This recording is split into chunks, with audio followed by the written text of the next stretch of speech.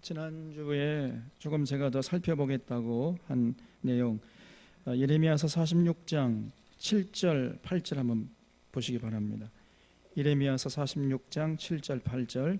강의 물이 출렁임 같고 나일강이 불어남 같은 자가 누구냐. 이제 여기만 보면은 마치 그 하나님의 능력, 하나님의 분노가 강의 물이 출렁임 같고 나일강의 불어남 같은 것으로 이렇게 묘사한 것으로 해석될 수가 있어요. 저도 제일 처음에 이제 그렇게 생각했었는데 그 뒤 8절까지 이어서 읽어보니까 애굽은 나일강이 불어남 같고 강물이 출렁임 같도다. 그가 이르되 내가 일어나 땅을 덮어 성읍들과 그 주민들을 멸할 것이다. 이 8절은 그 애굽 왕이 교만해가지고 모든 군사를 모아가지고 그냥 주변의 열방들을 다 침략하겠다는 그런 내용이잖아요. 그래서 이 7절과 8절을 같이 이어서 보게 되면 마치 이 애굽의 바로 왕이 군대를 이렇게 불러 모으는 것이 나일강의 출렁임 같이 그렇게 수많은 군사들을 불러 모으는 것을 시적으로 표현한 것으로 보는 것이 합당하겠다, 이렇게 생각이 됩니다. 그것이 이제 합리적인 해석이라고 보여져요. 그래서 7절, 8절은 같이 봐야 된다. 그러니까 애굽왕 바로가 군사를 이제 불러 모아 가지고 힘을 발휘할 때에 얼마나 대단한 군사력을 자랑하는가, 거기에 대한 묘사다, 이렇게 보는 것이 좋을 것 같습니다. 이해가 되셨죠?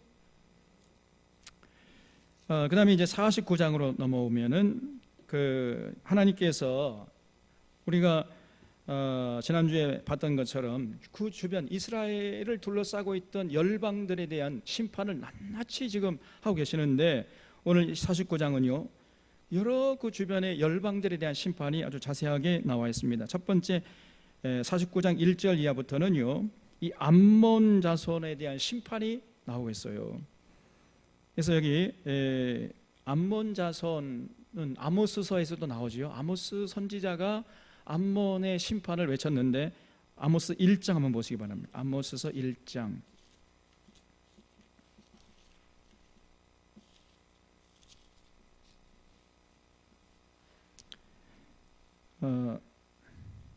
13절 말씀부터 보면, 아모스서 1장 13절. 여호와께서 이와 같이 말씀하시되 암몬 자손의 서너 가지 죄로 말미암아 내가 그 벌을 돌이키지 아니하리니 이는 그들이 자기 지경을 넓히고자 하여 뭘 했다고요? 길라앗의 아이벤 여인. 그러면 아이벤 여인을 두 글자로 줄이면 뭐요? 세 글자로 줄이면 임산부. 그 아이벤 여인의 배를 갈라버렸어요. 얼마나 잔인합니까? 얼마나 끔찍해요. 이런 아주 잔인한 짓을 했단 말이죠. 이 암몬 자손들이 자기들의 지경을 넓히려고, 그러니까 군사력을 몰아가지고 그 주변 이 길앗, 그러면 거기는 므낫세 지경이거든요. 그 므낫세 하나님의 택한 이스라엘 백성들 쳐들어가 가지고 그 아이벤 여인의 배를 갈라버렸습니다. 여러분 5.18 때 그런 흉흉한 소식이 들리지 않았어요?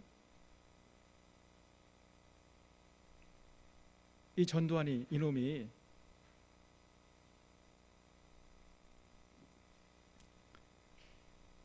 이 광주에 그 자기 국민들 아닙니까? 총칼로 무자비하게 진압을 해가지고 그런 끔찍한 일들을 저질렀어요. 그러면서도 29만 원밖에 없대. 그래서 날마다 골프 치러 다녀요, 저놈이. 그 역사의 단죄를 해야 됩니다, 여러분. 하나님이 분노하시는 거예요. 이런 아주 잔인한 짓을 한 족속이 암몬 자손이다. 그래서 잔인한 폭력을 서슴지 않았던 이 암몬 족속을 향해서 하나님이 심판하시겠다, 그렇게 말씀하시죠. 이와 같이 말씀하시되 이스라엘이 자식이 없느냐, 상속자가 없느냐, 말감이 갓을 점령하며. 이 말감이라는 것은 암몬 자손이 섬기는 우상입니다. 암몬 자손의 신이었어요. 그래서 말감이란 원래 뜻은 그 그들의 신이란 뜻이에요. 그들의 신. 그러니까 암몬 자손이 섬기던 신, 그 신이 갓을 점령하며, 이 갓은 갓 족속, 갓 지파죠. 그래서 므낫세 반지파, 그 밑에 갓 지파, 그 밑에 르우벤 지파, 이렇게 이스라엘 12지파가 이제 요단강 동편 땅을 서편 땅을 차지했잖아요. 거기에 그 밑에 살고 있는 족속이 암몬 족속이었어요. 여러분, 지도를 우리가 성경을 읽을 때에는 지도를 펼쳐놓고 성경을 보는 게 굉장히 이해가 빠릅니다. 성경을 펼쳐놓게 되면 맨 밑에 족속이, 그러니까 요단강 서편 쪽에 맨 밑에 족속이 어느 족속이었죠? 에돔 족속. 그 위가 모압 족속, 그 위가 암몬 족속, 그 위가 아람 족속이에요. 아람 족속. 이렇게 돼 있어요. 그래서 에돔 족속 위에 살고 있던 모압 족속, 그 위가 암몬 족속이거든요. 그 암몬 족속이 이제 갓으로, 갓지파 쪽으로 쳐들어갔다는 거죠. 갓을 점령하며 그 백성이 그 성읍들에 사는 것은 어찌 됨이냐? 여호와의 말씀이니라 했죠. 그래서 이 말감이라는 것은요, 다른 말로 또 밀곰이라고도 해요. 밀곰. 또 몰렉이라고도 합니다. 몰렉, 말감, 또 밀곰, 다 같은 암몬 족속에 섬기던 우상을 말합니다. 그러니까 그 이 암몬 족속이 이제 그렇게 군사력을 가지고 이방 쳐들어가서 이스라엘 백성들 특별히 괴롭혔다는 말이죠. 여호와의 말씀이니라. 그러므로 보라, 날이 이르니 내가 전쟁 소리로 암몬 자손의 랍바에 들리게 할 것이라. 이 랍바라는 것은 암몬의 수도입니다. 랍바는 폐허더미 언덕이 되겠고 그 마을들은 불에 탈 것이며 그때 이스라엘은 자기를 점령했던 자를 점령하리라. 여호와의 말씀이니라. 그래서 이제 상황이 완전히 역전되는 거예요. 그렇게 암몬 족속에게 고통받던 이스라엘 백성들이 이제는 암몬 족속을 점령하게 될 것이다. 3절에 해서 보나, 이거는 이제 모압 족속, 그러니까 에돔, 모압, 암몬이라고 그랬잖아요. 그러니까 암몬과 모압의 경계선에 있는 것이 헤스본이에요. 헤스본, 슬피 울지어다, 아이가 황폐했도다. 여러분, 아이성, 여호수아가 아이성 점령할 때 그 아이성 기억나죠? 그 성입니다. 그 암몬 족속의 성읍 중에 하나입니다. 아이가 황폐하였도다. 너희 랍바의 딸들아 부르짖을지어다. 굵은 배를 감고 애통하며 울타리 가운데에서 허둥지둥할지어다. 말감과 그 제장들과 고관들이 다 사로잡혀 가리로다 그랬죠. 그래서 이 암몬 족속이 하나님의 심판을 받아가지고 폐허가 될 것이다, 그런 얘기입니다. 폐역한 딸아 어찌하여 골짜기 내 흐르는 골짜기를 자랑하나. 그걸 줄쳐보세요. 내 흐르는 골짜기, 이게 무슨 말이겠어요? 골짜기에 물이 흐르면 어떻게 됩니까? 여러분, 그 이스라엘 땅, 우리가 내년 정도에 성지순례를 가보려고 하는데, 여러분 그 성지순례 가보셔야 돼요. 그 이스라엘 땅은 완전히 거기는 메마른 땅입니다. 비가 잘 오지 않는 땅이에요. 그래서 비가 와도요, 잠깐 뭐 골짜기에 조금 흐르다가 금방 말라버려요. 그런데 골짜기에 계속 물이 흘러봐요. 그럼 어떻게 되겠습니까? 그렇지, 기름진 땅이 되잖아요. 이렇게 골짜기에 물이 계속 흐르게 되면 어떻게 됩니까? 그러면 풍령이 되고 물질이 또 흐르게, 풍요롭게 흐르게 돼, 그런 얘기예요. 그래서 내 흐르는 골짜기를 자랑하네. 그러니까 이 사람들이 이 암몬 족속의 땅이 좀 기름졌던 모양이죠. 그러니까 농사를 지으면 항상 30배, 60배, 100배의 결실을 맺으니까 물질의 풍요로움을 가지고 군사력을 키웠던 거예요. 그러면서 자신들의 군사력의 강함을 자랑했던 것입니다. 그래서 내 흐르는 골짜기를 자랑하느냐? 네가 어찌하여 재물을 의뢰하여 말하기를 누가 내게 대적하여 오리요 하느냐? 주 만군의 여호와의 말씀이니라. 보라, 내가 어두움을 내 사방에서 내게 오게 하리니 너희 각 사람이 앞으로 쫓겨 나갈 것이요 도망하는 자들을 모을 자가 없으리라. 그러나 그 후에 내가 암몬 자손의 포로를 돌아가게 하리라. 여호와의 말씀이니라. 그래서 이 암몬 족속이요, 좀 물질의 풍요로움을 누리면서 군사력이 좀 국력이 강해지니까 그 강해진 군사력을 가지고 주변 열방에 쳐들어가 가지고 수많은 사람들을 막 자기 지경을 넓히려고, 특별히 여인들을, 그 아이 가진 임신한 그 여인을 그냥 배를 갈라버렸다. 그런 끔찍한 잔인한 짓을 저질렀어요. 그래서 하나님이 그 죄값을 톡톡히 받게 하겠다, 이런 얘기입니다. 7절에 에돔에 대한 말씀이라. 이제 이번에는 에돔 족속을 심판하시겠다는 얘기죠. 여러분, 이 에돔 족속의 심판은요, 성경 여러 곳에서 나옵니다. 그래서 여기 예레미야 49장에 나오지만은 에스겔서 35장, 이사야서 34장, 또 오바댜서 전체가 또 에돔 족속에 대한 심판의 내용으로 되어 있어요. 오바댜서는 1장으로 되어 있죠. 1장 전체가 하나님이 에돔 족속을 심판하시겠다, 그런 얘기. 그래서 아주 또 아모스서에서도요, 아모스서 1장 11절 12절 한번 보세요. 에돔 족속의 심판에 대해서 나오는데 아모스 1장 11절 12절 보면 여호와께서 이와 같이 말씀하시되 에돔의 서너 가지 죄로 말미암아 내가 그 벌을 돌이키지 아니하리니 이는 그가 칼로 그의 형제를 쫓아가며 긍휼을 버리며 항상 맹렬히 화를 내며 분을 끝없이 품었음이라 그랬어요. 그러니까 이 에돔 족속의 죄는 뭐냐면 그 형제를 칼로 끝없이 쫓아다녔단 말이에요. 쉽게 말하면 여러분, 형제는 누굴 말하겠어요? 네? 에돔 족속의 바로 옆에 사는 그 족속이 유다 족속이죠. 이스라엘 족속 중에서 남유다 족속 걸핏하면 쳐들어가 가지고 유다 백성들이 다 농사 지어놓으면요, 그냥 쳐들어가 가지고 강탈하고 약탈하고 수탈하고 겁탈하고 돌아가는 거예요. 이것들이 옛날에 그 일본 놈들이 우리나라 그저 남쪽으로 넘어와 가지고 우리가 농사 지어놓으면 저것들이 해적들 아닙니까, 저것들이. 그래서 제가 여기 광양에 내려와 가지고 그 순천에 어디죠? 예? 나간읍성 거기 가보니까 그 성이 있는데 그 성은 왜 이렇게 지어놨? 지금도 살잖아 사람들이. 왜 지어놨습니까? 물었더니요, 그 일본 조선시대 때에 일본 애들 배 타고 맨날 건너오니까 그 일본의 그 해적들 방비하기 위해서 만들어놓은 성이라는 거예요. 그런 것처럼 이 에돔 족속이 걸핏하면 남쪽 유다에 쳐들어간 거예요.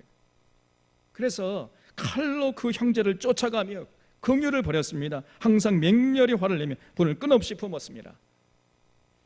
아니 여러분, 동족이면 어떻습니까? 동족이면 도와야 돼요? 칼로 죽여야 돼요? 도와야죠. 지금 우리 기독교 어느 일각에서는요, 저 끊임없이 저 북한 동포를 저 공산당 무찌르다 공산당 이념에 매몰되어 있어요. 그래서 이제 물론 우리가 그 공산당하고 싸웠기 때문에 아직도 뭐 그 상처가 아물질 않아서 그럴 수도 있겠습니다만, 이제 남북 분단되고 싸운 지 70년도 지났잖아요. 그러면 이제 화해할 때도 된 거 아닙니까? 끊임없이 그저 적개감을 불태우게 하고 서로 이를 갈게 하고 싸우게 하고, 이거는 하나님 뜻이 아닙니다, 여러분. 이 남북 간의 화해 무드가 조성되고 이제 서로 평화롭게 공존하고 교류하고 그런 다음에 평화 통일의 길로 나가도록, 그것이 하나님의 뜻이에요, 여러분.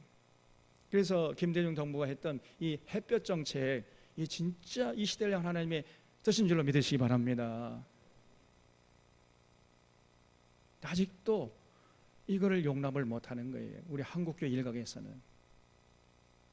그래서 공산당 하면 이를 갈아요, 그냥. 그런 사람들은 하나님의 뜻이 어딘지 찾지 않는 것입니다. 그래서 절대 그러면 안 돼요. 동족들이라면 이념을 초월해야 돼, 이제. 그래서 서로 도와야죠. 어려울 때 도와야. 북한이 지금 어렵지 않았습니까? 그들의 군사력과 그들의 경제력에 비해서 우리는 월등하거든요. 이제 게임이 안 됩니다, 이제. 여러분, 전쟁도 이 경제력이 뒷받침돼야 전쟁할 수 있는 거예요. 아니, 기름이 있어야 비행기를 띄우죠. 기름도 없는데 무슨 비행기를 띄우겠습니까? 그래서 저 사람들이 이제 최후의 배수진을 치는 게 그게 바로 핵을 가지겠다는 거죠. 이게 두려움에서 나온 발로거든요. 그래서 뭐 저 북한 공산당이 쳐들어오면 어떡하나, 아직도 지금 우리나라 위치가 어느 정도인지 모르고 있는 거예요. 이 북한하고 우리하고 싸우면요 게임도 안 되는 거예요, 저것들. 여러분 이영이라는 그분이 쓴 책들 한번 읽어보세요. 자세하게 나와 있습니다. 그래서 더 이상 이제 이념 전쟁은 없어요. 이념은 끝났습니다. 아직까지도 이념에 매몰되어 있는 이런 사람들, 아주 불행한 사람, 불쌍한 자들이 세상이 어떻게 돌아가는지도 모르고 여전히 이념에서 하나님의 뜻을 외면하는 이런 자들이 참 많은데 불행한 자들이죠. 그래서 여러분 동족 간에 서로 돕고, 근데 이 에돔 족속은 끊임없이 동족을 향해서 이를 갈았어요. 그리고 이방 군대와 함께 들어가서 그 오바댜서를 보게 되면 이방 군대가 들어가잖아요. 그럼 잘 됐다 해가지고 이방 군대와 함께 들어가서 약탈하고 강탈하고 수탈하고 겁탈했던 것입니다. 그 죄를 묻겠다는 거예요, 하나님께서.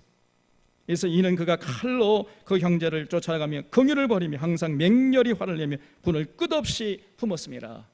이것이 하나님의 큰 죄라는 거예요. 이게 심판의 대상이라는 것입니다, 여러분. 자, 그래서 다시 예레미야서 49장 7절로 들어와서 에돔에 대한 말씀이라. 만군의 여호와께서 이같이 말씀하시되 대만에 다시는 지혜가 없게 되었느냐, 명철한 자에게 책략이 끊어졌느냐, 그들의 지혜가 없어졌느냐. 이 대만이라는 것은요 보스라와 같이 에돔을 가리키는 대표적인 명칭입니다. 대만, 보스라, 에돔 다 같은 얘기예요. 그래서 이 대만 사람으로서 유명한 사람은요 그 욥의 친구 엘리바스가 대만 사람이죠. 그래서 이 대만 사람은 아주 지혜로운 사람이 많았다, 이런 평가가 당시에 파다했습니다. 근데 이제 대만에 다시는 지혜자가 없게 될 것이다, 하나님의 심판을 당할 것이다, 그런 얘기죠. 8절에 드단줌이나 돌이켜 도망할지어다, 깊은 곳에 숨을지어다. 내가 에서의 재난, 에서의 재난 뭐죠? 에서의 후손이 에돔이죠. 그래서 이제 에돔 족속들이 하나님의 심판을 받아 재난 가운데 거하게 될 것이라는 거예요. 에서의 재난을 그에게 닥치게 하여 그를 벌할 때가 이르게 하리로다. 포도를 거두는 자들이 내게 이르면 약간의 열매도 남기지 아니하겠고 밤에 도둑질이 오면 그 욕심이 차기까지 멸하느니라. 이건 오바댜서 1장 5절 6절 똑같은 얘기입니다. 오바댜서 1장 5절로 6절 말씀 보면은 여러분 포도를 따는 자가 어느 정도 포도 이렇게 서리에 간 사람 있잖아요. 포도 서리에 가는 사람도 아무리 그래도 양심이 있으니까 포도를 따가다가 어느 정도 따가면 더 이상 따갑니까 안 따갑니까? 좀 남겨놓잖아요. 또 도둑이 들어와도 어느 정도 도둑질 해가면은 아무리 도둑이라 할지라도 양심이 있어가지고 더 이상 들어오지 않습니다. 어느 정도 남겨놔요. 또 다음에 또 도둑질 또 해야 될 또 그런 일도 있고. 그런데 에돔 족속만큼은 그렇게 되지 않을 거라는 겁니다. 완전히 깡그리 망할 때까지 망하게 될 것이다, 그런 얘기예요. 그래서 9절 다시 읽으면 포도를 거두는 자들이 내게 이르면 약간의 열매도 남기지 아니하느냐, 밤에 도둑이 오면 그 욕심이 차기까지 멸하느니라. 그러나 에돔 족속은 그렇게 되지 않을 거라는 겁니다. 내가 에서의 옷을 벗겨 그 숨은 곳이 드러나게 하였나니 그가 그 몸을 숨길 수 없을 것이라. 그 자손과 형제와 이웃이 멸망하였은즉 그가 없어졌느니라. 깡그리 멸망할 때까지 하나님의 분노의 심판이 그치지 않을 것이다, 그 말이죠.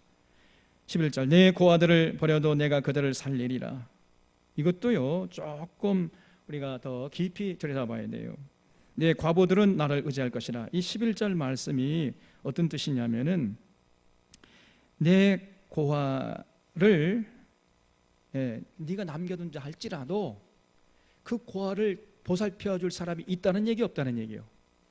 없다는 얘기입니다. 그럴 정도로 완전히 그 에돔 땅이 이제 사람이 살 수 없는 그 광야가 되고 말 것이다, 그런 얘기예요. 아무리 고아를 남겨둔다 할지라도 살려줄 사람이 없고 뒤에 남은 과부를 보살펴줄 사람이 한 사람도 없게 될 것이다, 이런 얘기입니다. 여기 11절 말씀이 내 고아들을 버려도 내가 그들을 살리리라. 내 과부들은 나를 의지할 것이니라. 이 말이 번역이 조금 그러면 좀 더 깊이 들여다봐야 되는데, 이 말은 아무리 고아들을 남겨둔다 할지라도 그 고아들을 보살펴줄 사람이 없을 것이고 과부들이 의지할 사람을 찾을 수가 없을 것이다. 그런 얘기입니다. 12절 여호와께서 이와 같이 말씀하시니라. 보라, 술잔을 마시는 습관이 없는 자도 반드시 마시겠거든 네가 형벌을 온전히 면하겠느냐. 면하지 못하리니 너는 반드시 마시리라 그랬죠. 이 12절 말씀 무슨 말이냐면은 죄 없는 자도 하나님 앞에서 때로 독배를 마시는데 네가 어찌 마시지 않겠느냐. 너는 반드시 하나님의 그 심판을 절대로 면치 못할 것이라는 겁니다. 여기 12절 말씀 무슨 말이 이해가 되시죠? 술잔을 마시는 습관이 없는 자, 그러니까 아무런 죄가 없는 사람도 때로 고통을 당할 수가 있잖아요. 그런데 지금 에돔 족속은요, 하나님 앞에서 엄청난 죄를 지었잖아요. 그런데 어떻게 하나님의 심판을 면할 수 있겠느냐는 겁니다. 반드시 하나님의 심판을 당하게 될 것이다, 그런 얘기죠.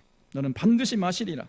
13절 여호와의 말씀이니라. 내가 나를 두고 맹세하노니 보스라가 놀램과 치욕거리와 황폐함과 저주거리가 될 것이요 모든 성읍이 영원히 황폐하리라.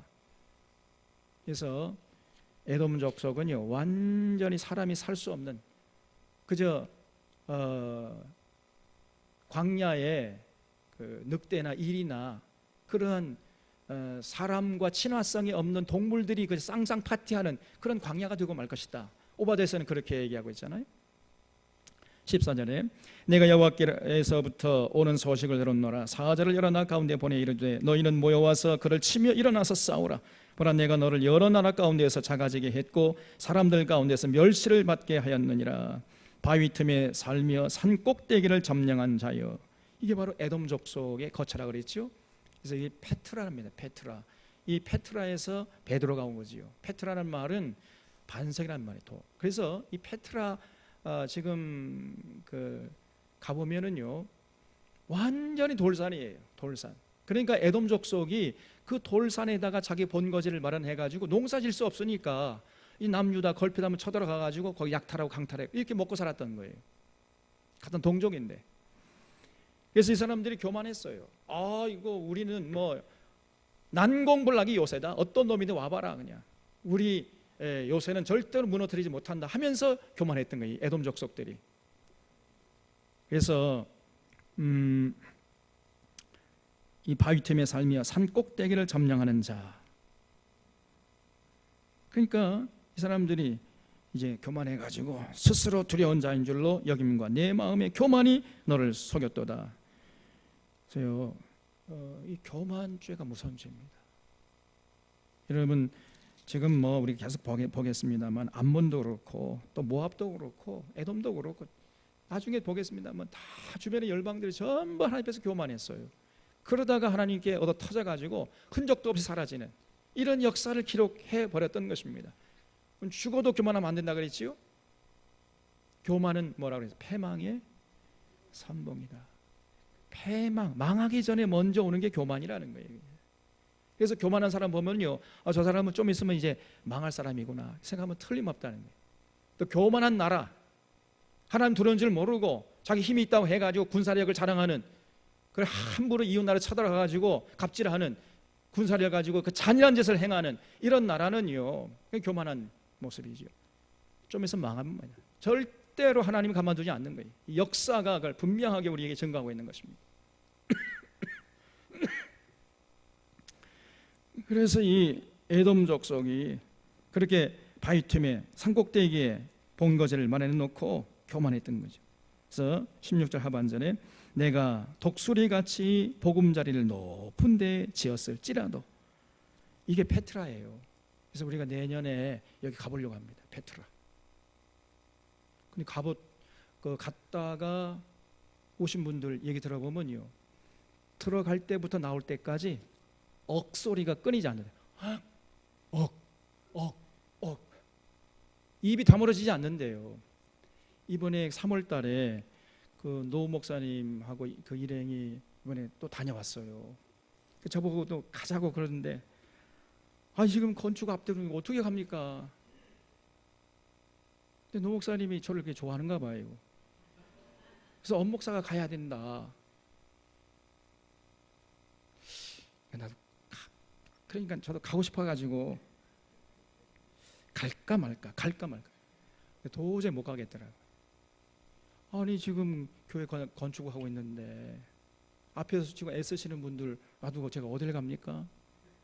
그래서 아이고 이번엔 제가 못 가겠습니다. 그래서 안 갔는데 갔다 온 사람들 여기 페트라 갔어요.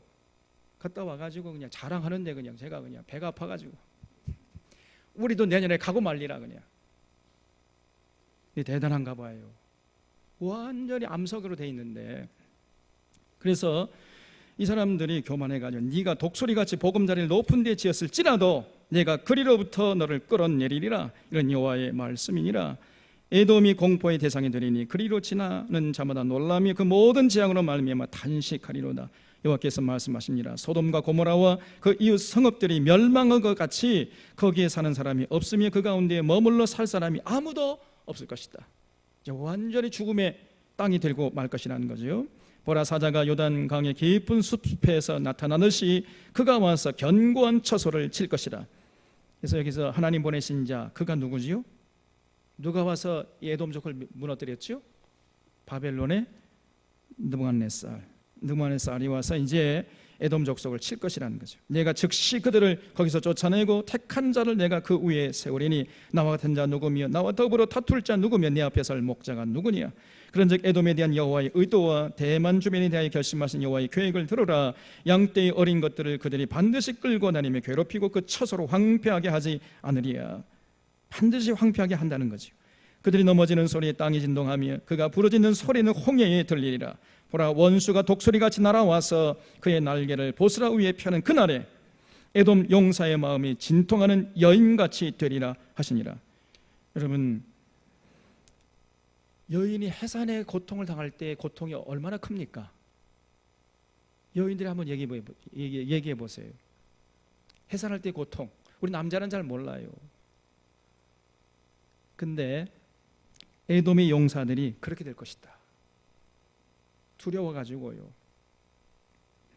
그래서 에돔 족속의 심판을 말했고 23절에 이제 다메섹에 대한 심판의 말씀을 기록하고 있습니다. 하맛과 아르밧이 수치를 당하리니 이 다메섹이라는 건 아람 족속이죠. 아람 족속 가장 대표적인 도시가 다메섹 아닙니까? 그래서 이 아람 족속에 대한 예언이 아모스 1장 3절부터 5절에 나오는데 한번 보세요. 아모스 1장 3절 5절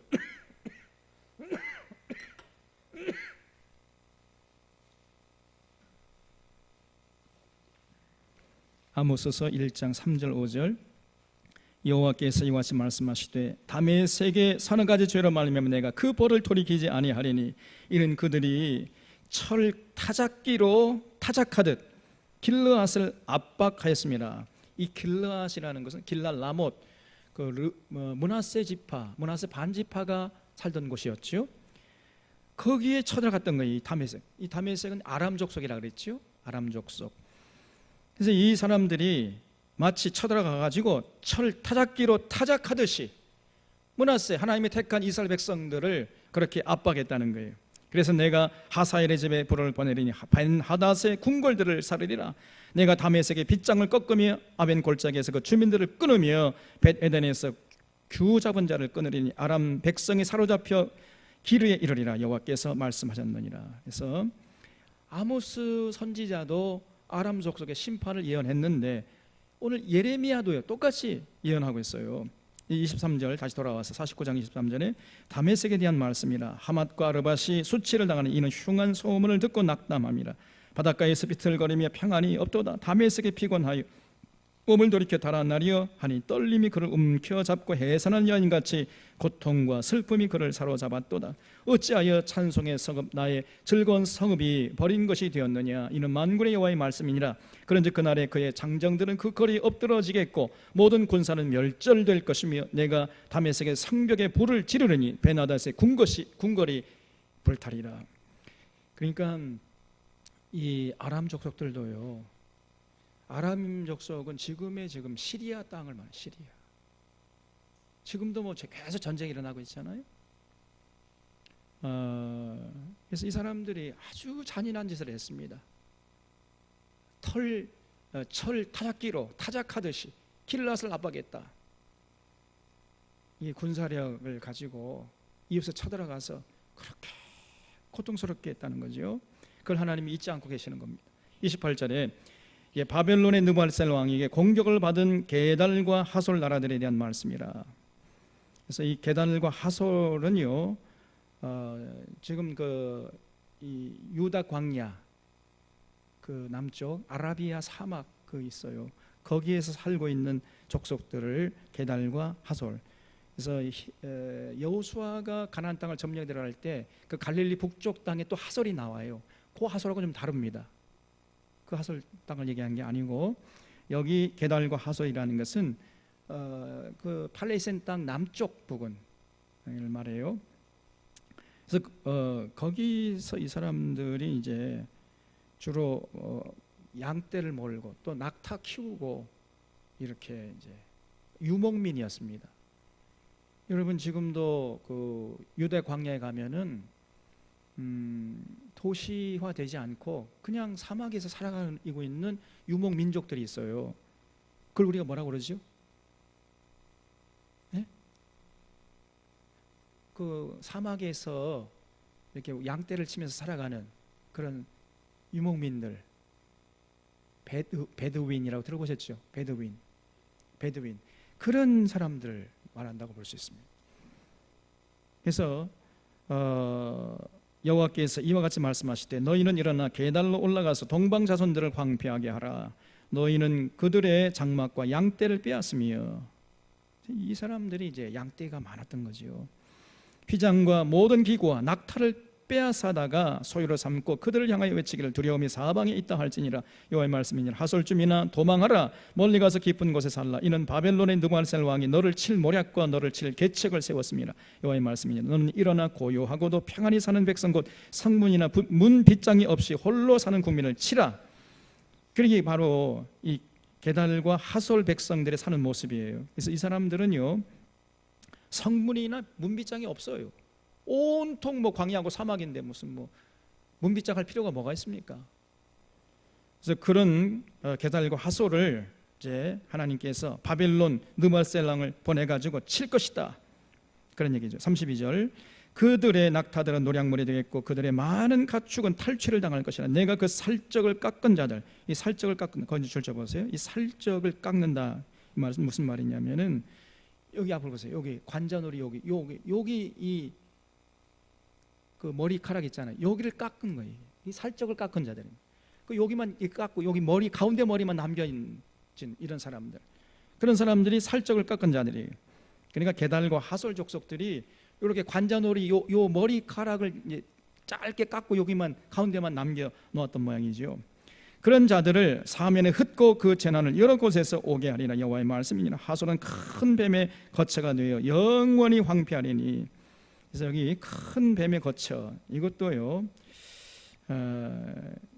우리 이 지금 개정 개혁판에는 큰 뱀이라고 되어 있는데 한글 개혁판을 보면은요 실랑이라고 되어 있어요. 실랑, 큰 뱀이라고 되지 않고 실랑으로 되어 있습니다.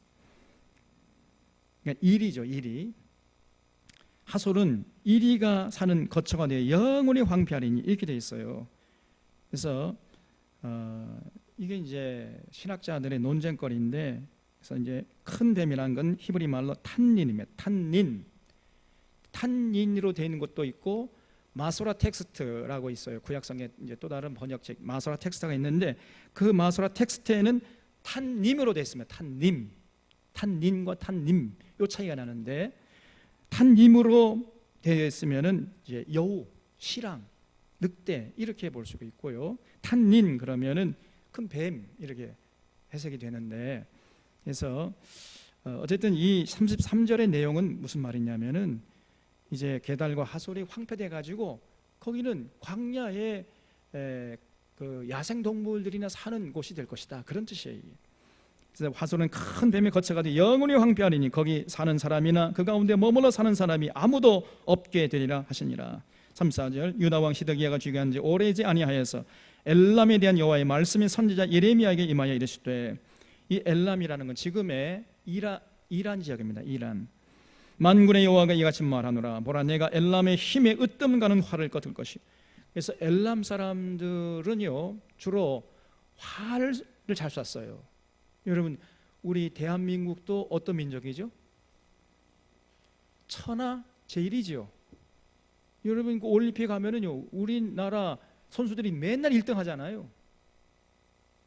그래서 전 세계 양궁협회에서 우리나라를 떨어뜨리려고 온갖 그 대회 할 때마다 법을 바꿔버리죠. 규정을 바꿔요. 그래도 1등해. 아무리 규정을 바꿔도 1등이야. 그 정도로 우리 대한민국, 우리 한민족이 활에 대해서요, 활 잘 쏩니다. 그런 것처럼 엘람 족속이 활을 잘 쏘는 민족이라는 거예요. 그런데 그 활 쏘는 것을 꺾어버릴 것이다, 그런 얘기죠. 그래서 여기 35절, 만군의 여호와가 이같이 말하노라. 보라, 내가 엘람의 힘에 으뜸가는 활을 꺾을 것이요 하늘의 사방에서부터 사방바람을 엘람에 오게 하여 그들을 사방으로 흩으리니 엘람이 수족견한 자가 가지 않는 나라가 없으리라. 여호와의 말씀이니라. 내가 엘람으로 그 원수의 앞, 그의 생명을 노리는 자의 앞에서 놀라게 할 것이며 내가 재앙 곧 나의 진노를 그들 위에 내릴 것이며 내가 또 그 뒤로 칼을 보내 그들을 멸망시키리라. 내가 나의 보좌를 엘람에 주고 왕과 고관들 그곳에서 멸하리라. 여호와의 말씀이니라. 그러나 말이리로 내가 엘람의 포로를 돌아가게 하리라. 여호와의 말씀이니라 그러지. 그래서 이 하나님이 엘람을 심판하시겠다. 나중에 이 엘람이요, 아까 이란 지역이라 그랬지요. 그 이란 족속이 나중에 어느 제국을 세우지요? 어떤 제국? 페르시아 제국. 페르시아 제국 세우잖아요. 인류 역사상 최초의 제국다운 제국, 그게 페르시아 제국이에요. 그래서 페르시아 군대는요, 주로 전법이 뭐였겠습니까? 긴 창을 가지고 싸웠겠어요? 활을 가지고 싸웠겠어요? 엘람 족속이니까 활을 잘 쏘는. 그래서 이 페르시아 군대는요, 칼과 창이 아니고 활로 주로 전쟁을 했단 말이죠. 그래서 이 엘람 족속을 하나님 심판할 것이다. 그 다음에 50장부터 51장은 바벨론을 심판할 것이다. 아주 자세하게 나오고 있습니다. 51절에 여호와께서 선지자 예레미야에게 바벨론과 갈대아 사람의 땅에 대하여 하신 말씀이라. 너희는 나라들 가운데 전파하라, 공포하라, 깃발을 세우라, 숨김이 없이 공포하여 이르라. 바벨론이 함락되고 벨이 수치를 당하며 무로닥이 부스러지며 그 신상들은 수치를 당하며 우상들은 부스러진다 하라 그랬죠. 그래서 이 벨이라는 것은요, 마루둑, 여기는 이제 무로닥이라고 되어 있죠. 무로닥, 마루둑 똑같은 얘기입니다. 그래서 히브리 말은요, 원래는 자음만 있었어요. 자음. 우리 기역, 니은, 디귿, 리음, 미음, 비읍, 시옷 이렇게 자음만 있는 것처럼 이 원래 히브리 말은 모음이 없었고 자음만 있었다니까요. 그래서 가거라 그러면 기역, 리을 이렇게 써놓고 가거라 읽어버리는 거예요. 그러니까 무로닥 그러면 무, 로, 리을, 닥, 디귿이죠. 미음, 리을, 디귿이죠. 마르둑도 미음, 리을, 디귿이잖아요. 모음을 어디다 갖다 붙이느냐에 따라서 마르닥도 되고 무로닥도 되고 그렇게 되지요. 그래서 이 무로닥, 마르둑 똑같은 신입니다. 그리고 벨도 마르둑, 무로닥의 히브리 말이에요. 히브리 명칭, 마르둑, 무로닥의 히브리 명칭이 벨입니다. 벨. 그래서 벨, 무로닥, 마르둑 똑같은 바벨론 사람들이 섬기던 우상입니다. 그 우상들을 하나님께서 산산조각 내시겠다는 거지요. 그 신상들은 수치를 당하며 우상들은 부스러진다 하라. 이런 한 나라가 북쪽에서 나와서 그를 쳐서 그 땅으로 황폐하게 하여 그 가운데 사는 자가 없게 할 것입니다. 사람이나 짐승이 다 도망할 것임이니라. 여호와의 말씀이니라. 그날 그때에 이스라엘 자손이 돌아오며 유다 자손도 함께 돌아오되 그들이 울면서 그 길을 가며 그의 하나님 여호와께 구할 것이며 그들이 그 얼굴을 시온으로 향하여 그 길을 물으며 말하기를 너희는 오라 잊을 수 없는 영원한 언약으로 여호와와 연합하라 하리라. 그래서 바벨론이 망하면 바벨론 포로 잡혀갔던 이스라엘 백성들은 이제 해방되어서 예루살렘 다시 돌아올 수 있게 된다는 것이죠. 6절에 내 백성은 잃어버린 양떼로다. 여기 내 백성은 누구지요? 하나님의 택한 이스라엘 중에서 남유다 백성들. 잃어버린 양떼로다. 그 목자들이 그들을 곁길로 가게 하여 산으로 돌이키게 했으므로 그들이 산에서 언덕으로 돌아다니며 쉴 곳을 잊었도다. 그걸 줄쳐보십시오. 목자들이 그들을 곁길로 가게 했다. 이게 무섭습니다. 그래서요, 당시에 남유다가 왜 망했느냐? 거짓 선자들이 판을 쳤다니까요. 거짓 선자들이 당시 이스라엘 백성들을 혼축해 해가지고 죽음의 늪으로 끌고 가버렸어요. 근데 어리석은 이스라엘 백성들이 그 거짓 선자들의 말을 듣고 따라가 버린 것입니다. 이런 지도자를 잘 만나야 되잖아요. 지도자를 잘못 만나면 그것처럼 불행한 것이 없습니다. 그래서 여러분, 지도자를 잘 분별할 수 있는 영안을 소유할 수 있기를 주님의 이름으로 축원합니다. 여러분, 지도자를 잘 분별해야 돼. 누가 진짜 올바른 지도자냐, 이걸 잘 분별하고 올바른 지도자를 따라가야지. 거짓된 지도자를 참된 지도자를 알고 따라가 버리면 어떻게 된다는 거예요. 그게 이 남유다 백성들이 왜 잃어버린 양떼가 돼가지고 산으로 들로 다니면서 그렇게 하다가 다 죽어버렸습니까? 목자들을 잘못 만나니, 거짓된 목자들 따라갔어요. 그래서 그 거짓된 목자들이 그들을 곁길로 가게 했다는 겁니다. 오늘날에도 지금 한국교회가요, 가장 큰 문제, 이 목자들이 지금 부패하고 타락했다니까요. 이 문제입니다, 여러분. 잘 분별할 수 있는 능력이 있어야 돼요. 그래서 리더십도 건강해야 되냐, 팔로우십도 건강해야 된다고 말씀드렸잖아요. 오늘 이 시대에는요, 팔로우십이 더 중요해요. 그래서 하나님이 이제 그런 목자들에 의해서 길을 잃어버려 가지고 헤매고 있는 그 백성들을 챙기겠다는 겁니다. 7절에 그들을 만나는 자들은 그들을 삼키며 그의 대적은 말하기를 그들이 여호와 곧 의로운 처소시며 그의 조상들의 소망이신 여호와께 범죄했음인즉 우리는 무죄하다 하였느니라. 이러면서 이제 그 남유다 백성들을 핍박했던 거지요. 이 바벨론 나라가 너희는 바벨론 가운데에서 도망하라. 갈대아 사람의 땅에서 나오라. 양떼에 앞서가는 숫 염소같이 하라. 보라, 내가 큰 민족의 무리를 북쪽에서 올라오게 하여 바벨론을 대항하게 하리니 그들이 대열을 벌이고 쳐서 정복할 것이다. 그들의 화살, 여기 나오지요. 그들의 화살이면 어느 군대요? 페르시아. 바벨론을 무너뜨린 나라가 어느 나라였죠? 페르시아 군대였잖아요. 페르시아 군대의 그 주력 부대가 엘람 족속이었단 말이에요. 그래서 이 화살로, 그들의 화살은 노련한 용사의 화살 같아서 허공을 치지 아니하리라. 갈대아가 약탈을 당할 것이라. 그를 약탈한 자마다 만족하리라. 여호와의 말씀이니라. 나의 소리를 노역하는 자여. 여기 나의 소는 누구지요? 하나님의 소유가 누굽니까? 하나님의 택한 이스라엘 백성. 이스라엘 백성들 노력하는 자여, 바벨론이죠. 너희가 즐거워하며 기뻐하고 타작하는 송아지같이 발굽을 구르며 군마같이 우는도다. 그러니까 바벨론이요, 군사력이 강할 때에는요, 마치 초원에 송아지같이 뛰어놀았다는 거예요. 여러분, 초원에 송아지가 뛰어노는 거 보셨습니까? 그것도 안 보셨구나. 얼마나 그냥 청청거리고 그냥 막 뛰어놉니까? 그런 것처럼 바벨론 군대가요, 한때 잘 나갈 때는 그렇게 힘이 있어가지고요, 온갖 나라 다니면서 약탈하고 다녔잖아요. 그렇게 노력하고 약탈하는 모습을 마치 송아지같이 발굽을 구르는 군마같이 우는도다, 이렇게 표현한 거예요. 그러므로 너희의 어머니가 큰 수치를 당하리라. 너희를 낳은 자가 치욕을 당하리라. 보라, 그의 나라들 가운데 마지막과 광야와 마른 땅과 거친 계곡이 될 것이며 여호와의 진노로 말미암아 주민이 없어 완전히 황무지가 될 것이라. 바벨론을 지나가는 자마다 그 모든 재난에 놀라며 탄식하리로다. 그랬지요.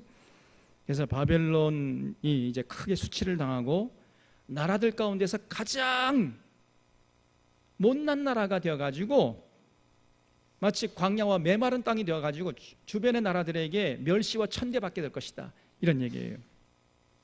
바벨론 지나가는 자마다 그 모든 재난에 놀라며 탄식하리로다. 14절 바벨론을 둘러 대열을 벌이고 화를 당기는 모든 자여. 이제 페르시아 군대지요. 화살을 아끼지 말고 쏘라. 그가 여호와께 범죄하였습니다. 그 주위에서 고함을 지르리로다. 그가 항복했고 그 요새는 무너졌고 그 성벽은 허물어졌으니 이는 여호와께서 그가 행한 대로 그에게 내리시는 보복이라. 그가 행한 대로 그에게 갚으시는 걸 주셔보십시오. 여러분, 우리가 믿는 여호와 하나님은 어떤 분이냐? 행한 대로 갚으시는 하나님이세요. 여러분 믿으십니까? 이렇게 두려운 말씀이에요. 우리가 행한 대로, 하나님이 우리에게 행하신다고 말이에요. 자기 힘이 있다 해가지고 갑질하고 굴림하고 그냥 삼겨라 그리고 좀 군대 힘이 있다 해가지고 함부로 이웃 나라에 서들어가가지고 군사력을 발휘하고 그런 나라, 그 행한 대로 그들도 당해야 될 것이다. 우리 하나님이 살아계시기 때문에 반드시 군사력 가지고 까불대는 그런 나라, 망하지 않은 나라가 없습니다. 여러분, 지금 한번 생각해 보세요. 아수르가 바벨론 망했죠. 바벨론도 결국은 페르시아에게 망했잖아요. 페르시아도 누구에게 망했죠? 헬라 제국에 망했어요. 헬라 제국은 또 누구에게 망했습니까? 로마 제국에 망했어요. 로마 제국은 또 누구에게 망했어요? 로마가 476년 AD 이제 그 게르만 족속이 망했잖아요. 게르만족 이동해가지고 그리고 서로마 제국을 이렇게 망해버리고 동로마 제국은 그로부터 한 1000년 정도 더 지속됐습니다. 그러다가 1475년경인가 그때 이제 오스만 투르크 제국이 일어난 거예요. 지금의 터키. 그 오스만 투르크 제국에 의해서 동로마 제국이 또 완전히 망해버렸습니다. 그래서 오스만 투르크 제국도 이제 나중에는 이제 나폴레옹 그리고 이제 그 뒤에 또 나폴레옹 또 이제 망해버렸죠. 대영 제국에 망해버리고 또 대영 제국은 또 해가 지지 않는 나라고 했잖아요. 그러다가 대영 제국도 또 망해버렸습니다. 그 다음에 이 히틀러 나치의 독일 제국도 망해버리고 일본 제국도 망해버리고 여러분 군사력 가지고 까불대는 나라치고 망하지 않은 나라가 없어요. 그 연장선상에서 지금 군사력 가지고 까불대는 나라가 있죠. 전 세계 하나. 어느 나라입니까? 저렇게 까불대다가는 언젠가 흔적도 없이 사라지게 될 것입니다. 하나님이 가만두지 않는 거예요. 두려워할 줄 알아야 됩니다. 군사력을 의지하고 나라를 지탱할 수가 없습니다. 그래서 미국의 아이젠하워 대통령이 자기가 대통령 물러나면서 국회에서 연설한 유명한 연설이 있잖아요. 여러분, 우리가 군산 복합체 이 시스템을 빨리 해체해야 됩니다. 그래야 미국이 살 길이 열 것입니다. 이랬다니까요. 그래도 이 아이젠하워 대통령은 상당히 양심적인 대통령이죠. 군산 복합체란 말이 무슨 말입니까? 군산 복합체. 그러니까 경제가 군대 무기를 생산해 팔아먹지 않으면 경제가 돌아가지 않는 시스템을, 이걸 군산 복합체라고 그래요. 그래서 미국 경제가 어디 나라에서, 지금 지구상의 어떤 나라에서 전쟁이 일어나야만 미국 경제가 돌아가는 시스템으로 되어 있다고 말이에요. 전쟁이 안 나면 어떻게 됐습니까? 미국 경제가 안 돌아가니까 어떻게 하겠어요? 그럼 가만히 있겠습니까? 전쟁 날 때까지? 어떻게 하겠어요? 전쟁을 일으키도록 작업을 하는 거죠. 그래서 어느 나라에서, 지구상에서 어느 나라에서 전쟁이 터져야 돼. 그래서 이 미국이라는 나라가요, 하나님이 행한 대로 갚으실 것입니다. 그래서 미국이라는 나라 너무 좋아하지 마세요. 살고 싶으면 빨리 미국에서 도망쳐야 돼요. 여기 15절의 하반절에 이는 여호와께서 그가 행한 대로 그에게 내리시는 보복이라. 바벨론, 여러분, 그 당시에 바벨론이 망한다는 건 상상도 할 수 없는 일이었습니다. 그런데 하나님께서 그 행한 대로 갚아줄 것이다. 그렇게 예레미야를 통해서 말씀하신 거예요. 파종하는 자와 추수 때에 낫을 잡은 자를 바벨론에서 끊어버리라. 사람들이 그 압박하는 칼을 두려워하여 각기 동족에게로 돌아가며 고향으로 도망하리라. 17절 이스라엘은 흩어진 양이라. 사자들이 그를 따르는다. 처음에는 아수르 왕이 먹었고 다음에는 바벨론의 느부갓네살 왕이 그 뼈를 꺾었도다. 그러므로 만군의 여호와 이스라엘의 하나님이 이와 같이 말하노라. 보라, 내가 아수르의 왕을 벌한 것 같이 바벨론 왕과 그 땅을 벌하고 이스라엘을 다시 그 목장으로 돌아가게 하리니 그가 갈멜과 바산에서 양을 기를 것이며 그의 마음이 에브라임과 길라산에서 만족하리라. 여호와의 말씀이니라. 그때에는 이스라엘의 죄악을 찾을지라도 없겠고 유다의 죄를 찾을지라도 찾아내지 못하리니 이는 내가 남긴 자를 용서할 것임이라 그랬죠. 그래서 하나님이 이제 때가 되면 그 바벨론의 포로 잡혀갔던 자들 해방시켜 다시 돌아오게 할 것이고 바벨론 망하게 할 것이다. 그런 말씀하시죠. 그러니까 여러분, 바벨론에 거하다가 해방을 맞이해가지고 이제 예루살렘으로 돌아갈 수 있었을 때 페르시아 그 고레스 왕이 이제 바벨론 무너뜨리고 바벨론 포로 잡혀와 있던 유대 백성들을 해방시켜 돌아가게 했거든요. 그런데 이스라엘 백성들이 돌아가려고 했습니까? 안 했습니까? 안 했어요. 왜 안 했을까요?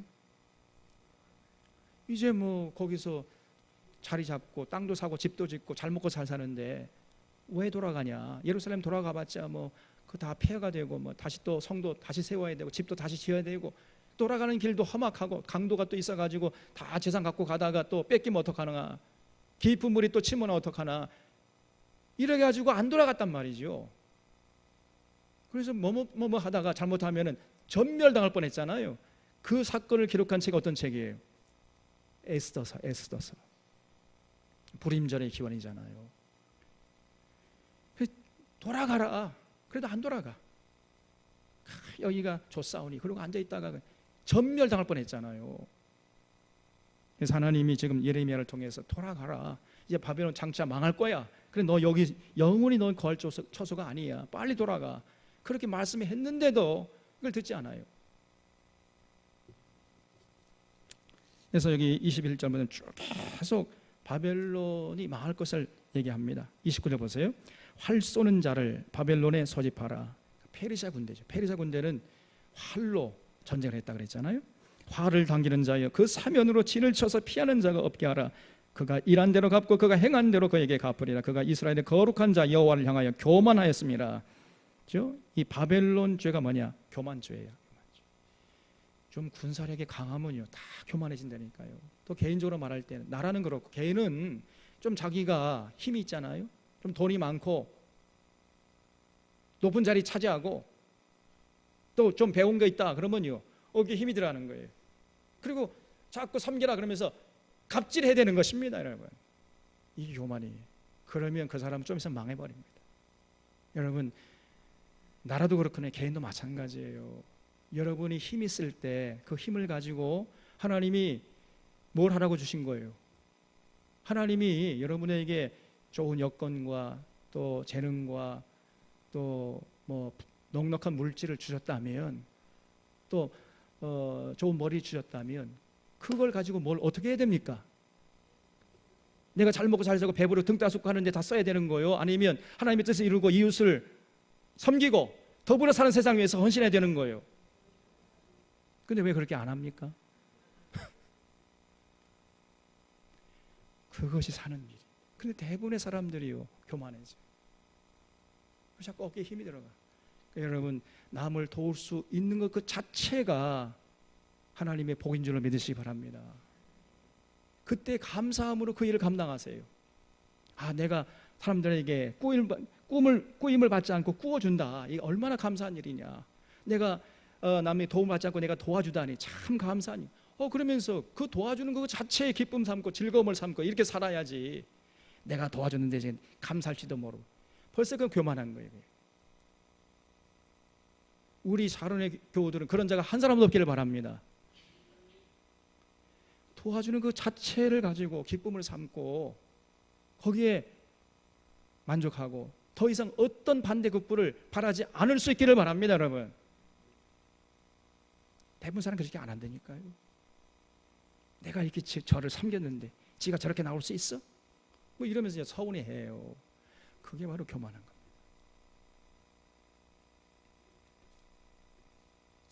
그래서 여기 여호와를 향하여 교만하였습니다. 이게 무슨 얘기예요? 그래서 바벨론이 이제 하나님의 심판 앞에 서게 된 것이다. 그래서 그러므로 그날의 장정들이 그 거리 엎드러지겠고 군사들이 멸절되리라. 여호와의 말씀이 주 만군의 여호와의 말씀이 교만한 자여 보라 내가 너를 대적하나니 너의 날고 내가 너를 벌할 때가 이렇습니다. 교만한 자가 걸려 넘어지겠고 그를 일으킬 자가 없을 것이며 내가 그의 성읍들의 불을 지르르니 그 주에 있는 것을 다 삼키리라. 그래서 계속해서 지금 바벨론의 심판을 얘기하고 41절 보세요. 보라 한 민족이 북쪽에서 큰 나라 여러 왕이 충동을 받아 땅끝에서 일어나리니 그들은 활과 투창을 가진 자라 잔인하여 불쌍히 여기지 아니하며 그들의 목소리는 바다가 설렘 같도다. 딸 바벨론아 그들이 말을 타고 무사같이 각기 내 앞에서 대열을 갖추었도다. 페르시아 제국이 쳐들어오는 모습을 이렇게 묘사했지요. 그래서 51장에도 보면은요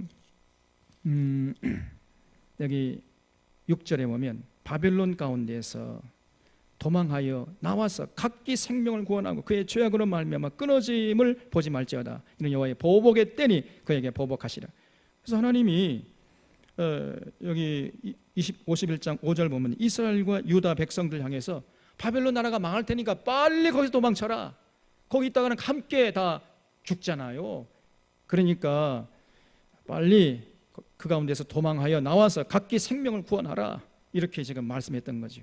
그런데 어리석은 이스라엘 백성들이 여기가 좋사오니 하면서 바벨론 그 나라의 화려함과 편안함을 즐기고 있었던 것입니다. 그러다가 다 멸절당할 뻔했어요.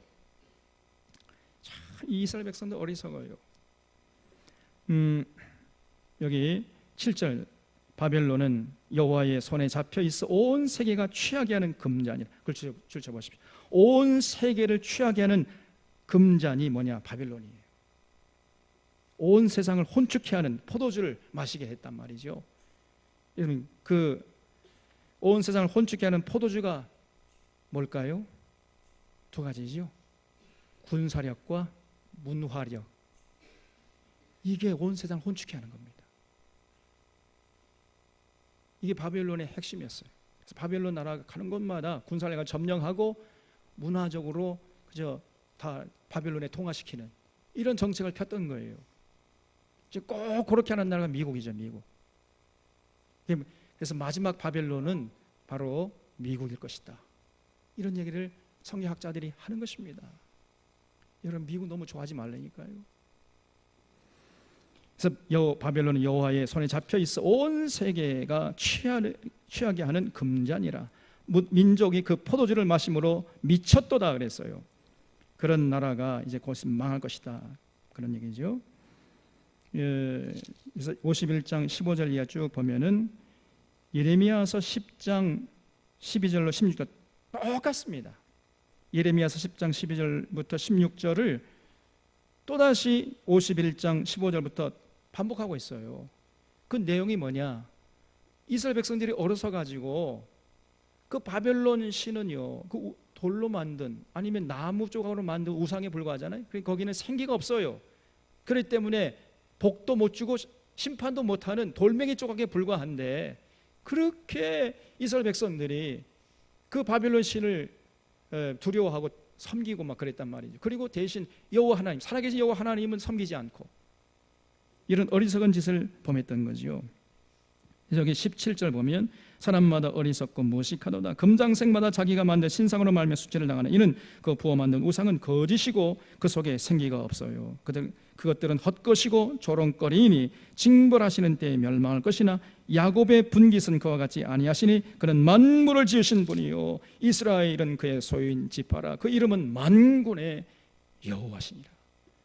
여러분, 그 야곱의 분깃, 다시 말씀드려서 이스라엘 백성이 섬기는 여호와 하나님은요 진짜 신이에요. 살아계신 하나님이십니다.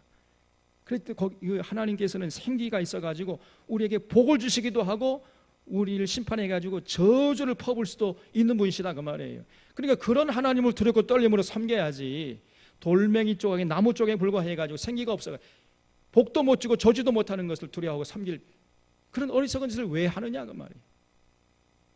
이스라엘 백성이 이렇게 어리석었는데 오늘날도 똑같습니다. 역사는 반복되는 거예요. 우리는 생기가 없어가지고 복도 못 주고 저주도 못하는 그 우상단지를 섬기는 사람들이 얼마나 많습니까? 역사는 반복됩니다. 우리 사랑하는 사론의 교우들은 오직 만군의 여호와 하나님만을 두려워하고 그 하나님만을 섬기는 데 최선을 다할 수 있기를 주님의 이름 부탁을 드립니다. 여러분, 51장 20절 보면 여호와께서 이르시되 너는 나의 철퇴 곧 무기라.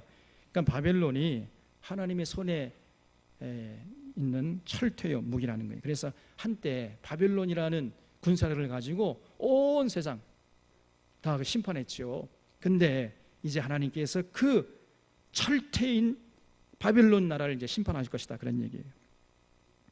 또 여기 25절 보면 여호와의 말씀입니다. 온 세계를 멸하는 멸망의 산, 이게 바벨론. 온 세상을 멸하는 멸망의 산이에요. 산때 바벨론이.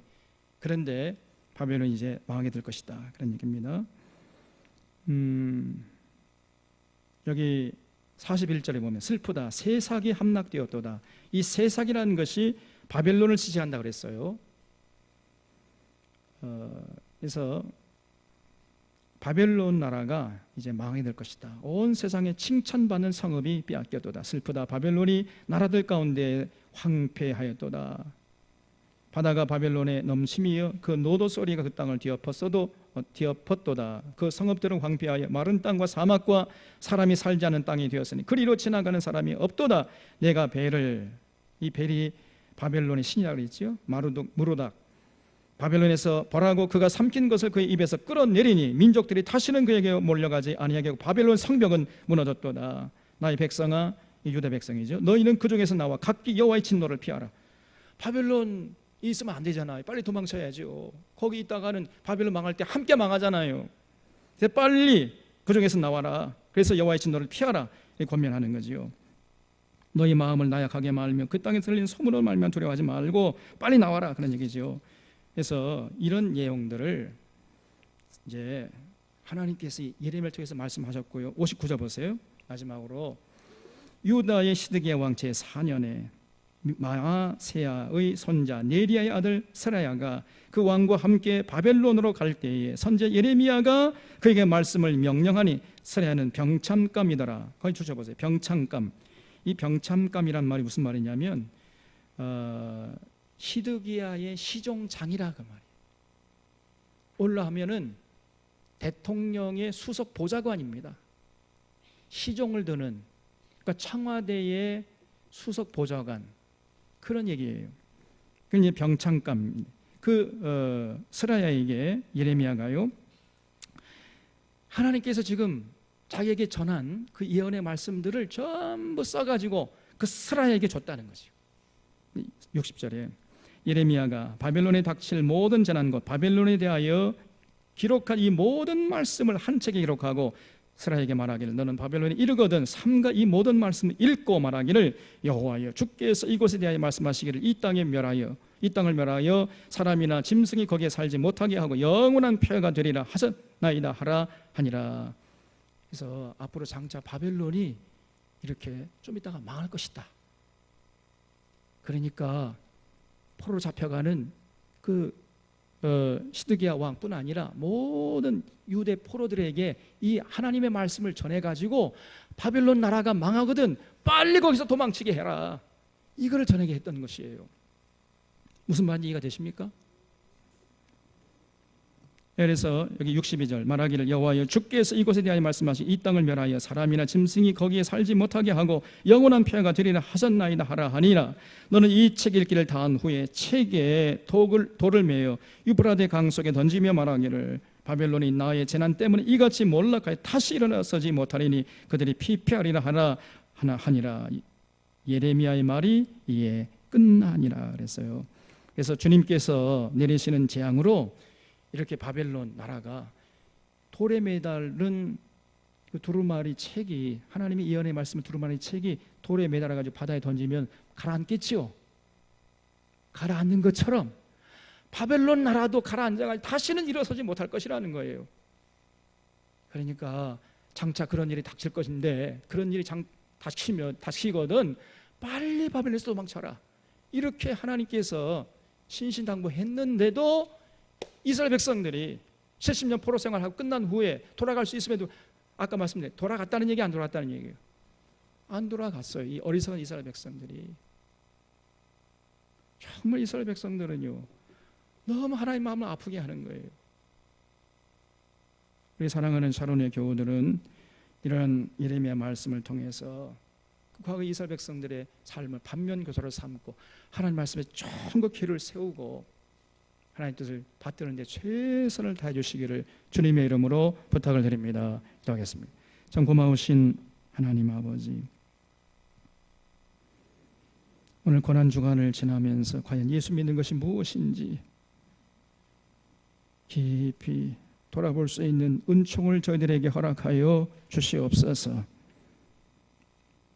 예수님께서 이 땅에 오신 것은 우리를 죄에서 해방시킬 뿐 아니라 해방되었으므로 이제 마음대로 속에 오른 대로 살아가는 방종의 삶을 위해서 오신 것이 아니고 이제는 하나님께 돌아가서 하나님의 뜻을 받들고 하나님의 백성으로 하나님의 뜻을 이루어지는 하나님의 거룩한 도구로 살기 위하여 잊지 않게 하시고 이제는 내 생각과 내 욕심을 따라 사는 것이 아니라 예수님의 가르친 그 진리에 따라서 말하고 행동하고 살아가는 아름다운 진정한 성도들 다 되게 하여 주시옵소서. 하나님께서 절대로 교만하지 않게 하시고 끝까지 겸손하고 모든 영광을 하나님께 올려드리며 우리의 삶날까지 호흡이 끌어내릴 그 순간까지 승리할 수 있도록 붙잡아 주시옵소서. 모든 것 주님께 부탁하고 감사하오며 예수님의 이름으로 기도하옵나이다. 아멘.